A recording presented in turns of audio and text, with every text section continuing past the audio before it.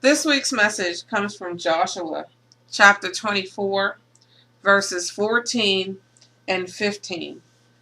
From the Amplified Bible, I will read. Now therefore, fear the Lord and serve him in sincerity and in truth.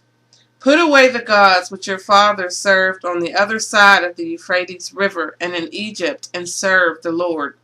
And if it seems evil to you to serve the Lord, choose for yourselves this day whom you will serve, rather the gods which your fathers served on the other side of the river, or the gods of the Amorites in whose land you dwell. But as for me and my house, we will serve the Lord. Consider today's message, choosing sides. In the book of Joshua, we are moving forward in the Old Testament, continuing in our adventure that we started out with Moses as he took the Israelites from Egypt onto the brink of the Promised Land. And God had let him know that he wasn't going to cross over the Jordan. So he transferred the mantle to Joshua, who continued forward with the people of God. In Joshua, I like to call it the book of promises fulfilled.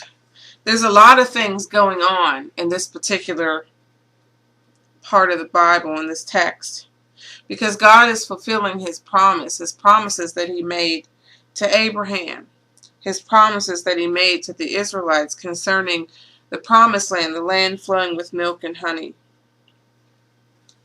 How powerful and liberating is the book of Joshua.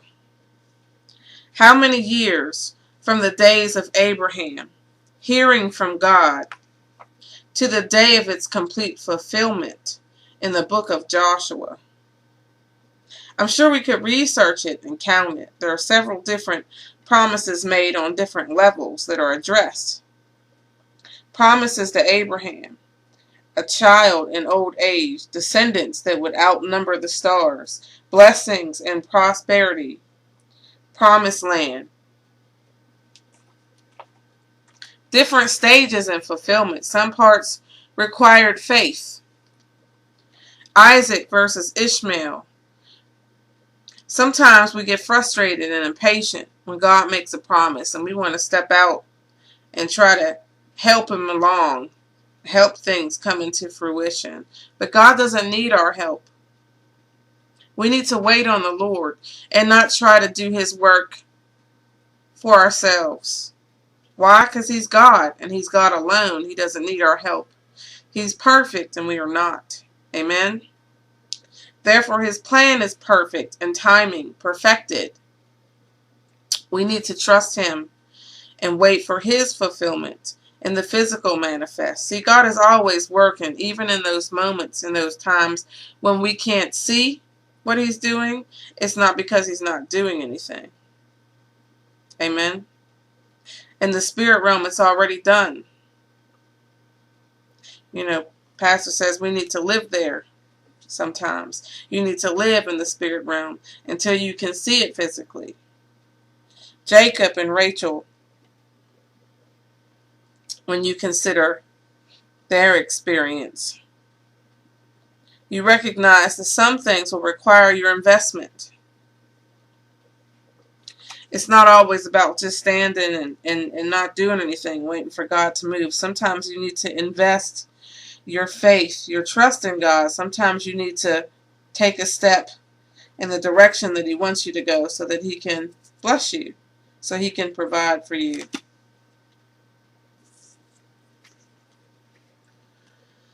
One of the most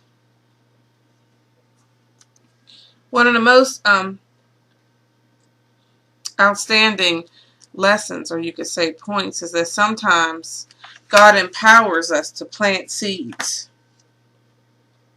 Sometimes we need to plant those seeds so that we can reap.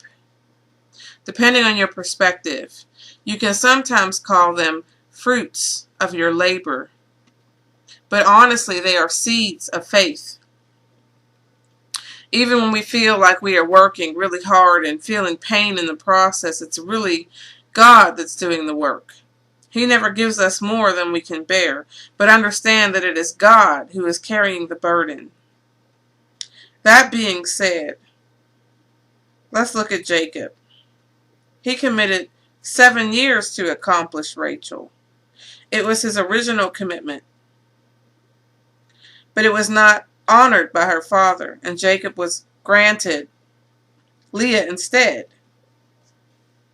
Thing is, he could have got mad, he could have got frustrated, he could have ran off, he could have said, forget it. You know we do that sometimes. God makes a promise, and we get tired of waiting, we get impatient, and we say, never mind, I'll go with this instead. But he didn't do that. Jacob did not get angry with God, and he didn't give up. He believed with all his heart, mind, and soul that Rachel was for him. And he reinvested 7 more years. 14 total years of faith yielded additional blessing. God would grant him Rachel regardless. But God wanted to bless Jacob with provision and prosperity. And in those 14 years of labor, God positioned him. And he granted him an inheritance that he didn't even ask for. But it was promised to him through Abraham. Think about that. Let's just look back for a minute at Moses, born in Egypt. Grace and protection was granted to him on so many different levels. Think about it. Look at the sparing of his life when he was to be executed in birth. And not just delivered to any woman when God spared him. God could have made a way for Moses to leave Egypt safely altogether, but instead, he made him the son of Pharaoh's daughter. He positioned him into a place of wealth, power, and authority. Not because he earned it or even inherited it, but because God had purposed it for Moses. Again, in fulfillment of promise to Abraham. Moving on, we look at deliverance, overall deliverance of the Israelites from Egypt. There was a period of struggle, suffering, and hard work. Don't miss that. The Israelites were slaves, subject to hard labor and suffering. Subject and bound in slavery. Why? Not because they earned or deserved it, but because they were many. Think about it. Egyptians thought they could use slavery to help keep tabs on the Israelites, right? But God is in control. He had a different plan. God released the Israelites. He released the plagues. He sent the flies. He sent the locusts. He released the frogs. He produced the boils. He turned the water to blood. He sent the angel of death to kill the firstborn. He opened the Red Sea.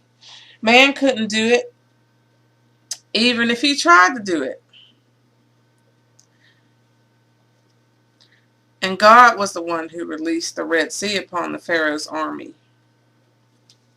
Why? Because he promised them release. He promised them a land flowing in milk and honey. And it wasn't in Egypt. Clearly, it was not in Egypt. Now, when you talk about effort and positioning and planting seeds of faith, you have to consider the Israelites' lack of obedience, their doubt. It led to 40 years in the wilderness. But even in that difficult, quote-unquote, season, God still fed manna from heaven and water from rocks. Man's labor was still a seed of faith. We move on to the building of the tabernacle, which came about through God's provision. You got to understand that. Yes, there were men who physically did work and women who sewed fabric and so forth, but it was God who planted in them the knowledge to create it exactly the way He designed it. He told them how to make fabric, how to draw, how to cut gemstones, how to perform in carpentry and metalworking, sculpting, all of it. None of those things were knowledge of their own, not one. A seed of faith was planted even then, right? Because they had to be obedient and move and do the things that God had planted in them to perform.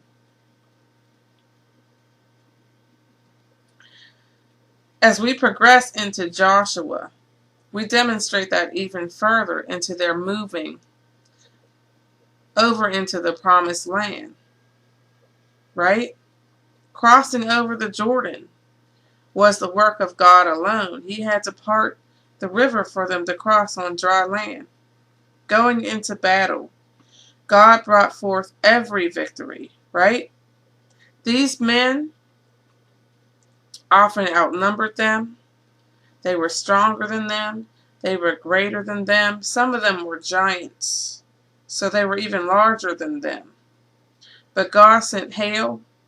He sent hornets. He felled giants. But men still had to walk.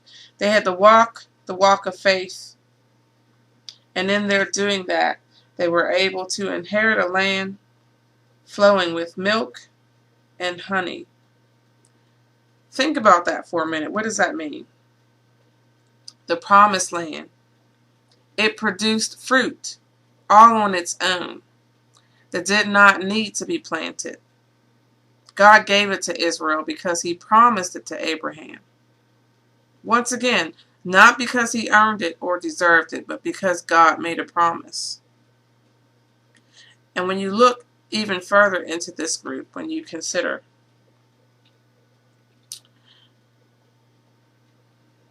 back when they sent people over to look at Canaan and see what it was about and come back and give a report, God made a promise to the faithful, the ones who came back and honestly reported what they had seen. Right? So consider Caleb. Caleb was a faithful man who came and gave an honest report. And God made him a promise. A promise that took 40 years to fulfill. But God even preserved Caleb 40 years so that he could receive it. Think about it. That man went into battle to accomplish and inherit his place at 85 years old. And he didn't age past 45. Think about that. He didn't age. He was 45 when God promised it to him. He was 85 when he got it.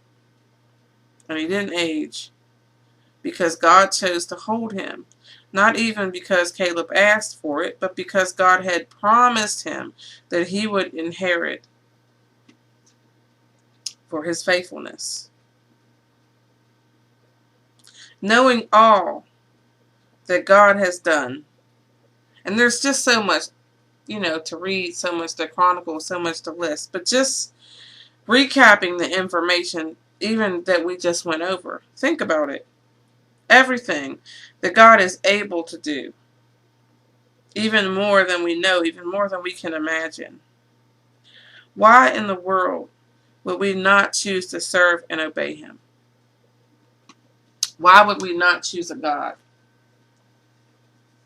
that is able to do everything exceedingly and above what we could imagine, what we could ask, what we could envision? One who is even able to hold time, to stop aging, to give us whatever knowledge and ability that we need to fulfill his promise. Why in the world will we ever consider choosing anything else? Why would you choose to serve any other than God, who is capable and provides? Be blessed.